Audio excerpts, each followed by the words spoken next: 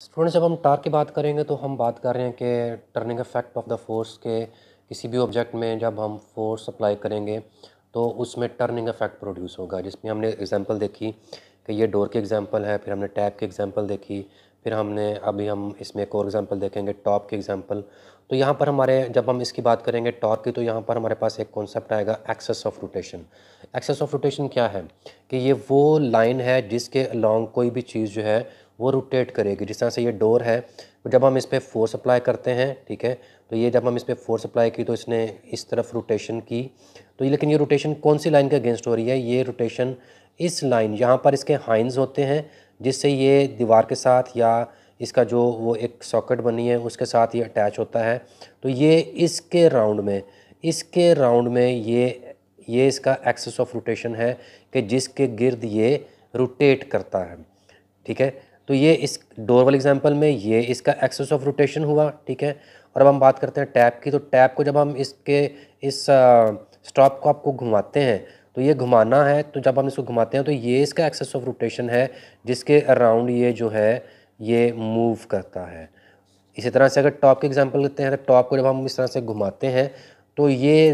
ज़मीन के ऊपर, तो ये इसका एक्सिस ऑफ रोटेशन जो है वो ये वाला है कि ये इसके अराउंड जो है वो मूव कर रहा होता है, ठीक है। तो ये एक्सिस ऑफ रोटेशन है। तो जब किसी भी ऑब्जेक्ट में हम बात करते हैं कि उसमें टॉर्क प्रोड्यूस हुआ है, उस पर हमने फोर्स अप्लाई किया तो उसमें टॉर्क प्रोड्यूस हुआ, तो हमें इस बात को जहन में रखना होता है कि वो उसमें जो जो टर्निंग इफेक्ट प्रोड्यूस हुआ है उसका एक्सेस ऑफ रोटेशन क्या है। तो ये axis of rotation is that axis around which that object moves, जिसके गिर्द वो रोटेट या जिसके गिर्द वो उसमें रोटेशन पैदा हुई है, जो टर्निंग जो है जिसके उस एक्सेस के अराउंड में जो है टर्निंग हो रही है, तो ये कहलाएगा इसका एक्सेस ऑफ रोटेशन। जब हम बात करेंगे एक्सेस ऑफ रोटेशन की या हम बात करेंगे टॉर्क की, तो एक चीज़ हमें हमें अगर आप लोगों ने घरों में है आप अपने घर में जब किसी भी दरवाजे को ओपन करते हैं तो यू माइट हैव ऑब्जर्व्ड कि अगर ये डोर है, मैं इसको दोबारा से ड्रा करता हूँ, ये अगर डोर है, ठीक है, आप इस घर पे इस चीज़ को ऑब्ज़र्व कर सकते हैं कि डोर पे अब यहाँ पर नॉब जो है वो लाजमी जो है बिल्कुल at the outer as of the door जो है वहाँ पर नॉब लगी होती है। ये नॉब यहाँ पर क्यों नहीं होती है, यहाँ पर क्यों नहीं होती, ठीक है। तो इसको आप लोगों ने आपने प्रैक्टिकली देखना है कि ये जो नॉब है वो यहाँ पर ही क्यों होती है। अगर आप नॉब यहाँ पर होती या यहाँ पर होती, मीन्स के आप इस दरवाज़े को अगर बंद करना चाहते हैं तो आपने यहाँ पर जो फोर्स अप्लाई की, ठीक है, आप यहाँ पर फोर्स अप्लाई करें उसको देखें फिर,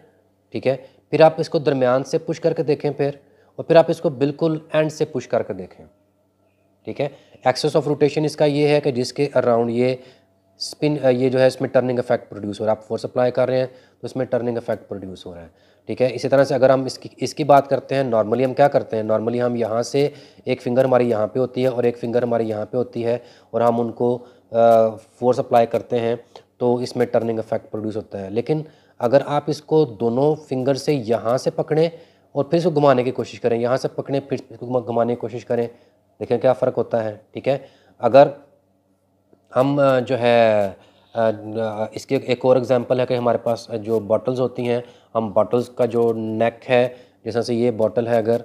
ये बॉटल है तो इसका जो नेक है, इसके ऊपर जो लिड लगा हुआ है उसको हम फिंगर से घुमाकर ओपन करते हैं, ये भी टार्क की एक एग्जांपल है, ठीक है। तो अगर हम जो है इसको बिल्कुल यहाँ पर तो आपको इतना फील नहीं होगा कि हमने फोर्स अप्लाई की तो जब हमें कितनी फोर्स अप्लाई करनी पड़ी, लेकिन इस एग्जांपल में आप लोग इजीली आइडेंटिफाई कर सकते हैं कि जब हम उस पर फोर्स अप्लाई करते हैं, अगर हम यहाँ से उसको पुश करते हैं तो हमें ज़्यादा फोर्स अप्लाई करनी पड़ेगी उस डोर को क्लोज़ या उसको क्लोज़ करने के लिए या उसको ओपन करने के लिए। अगर हम इसको यहाँ से रोटेट करते हैं तो पॉसिबल ये भी है कि आप उसको रोटेट ना कर पाएँ, लेकिन अगर आप यहाँ से फिंगर्स लगाकर इसको रोटेट करने की कोशिश करते हैं तो आप इजीली देख सकते हैं कि जो है वो इजीली ओपन या क्लोज़ हो सकता है। तो इसका क्या मतलब हुआ? इसका मतलब ये हुआ कि वो पॉइंट कि जहाँ पर आप फोर्स अप्लाई करें, that point is very important कि वो कहाँ पे होना चाहिए ताकि उसके अंदर जो टार्क प्रोड्यूस हो, आपको कम से कम फोर्स लगानी पड़े और वो जो टार्क प्रोड्यूस हो उसमें जो टर्निंग इफेक्ट है वो प्रोड्यूस हो। तो लोकेशन ऑफ दिस पॉइंट के कहाँ पे आपने फोर्स लगानी है, दैट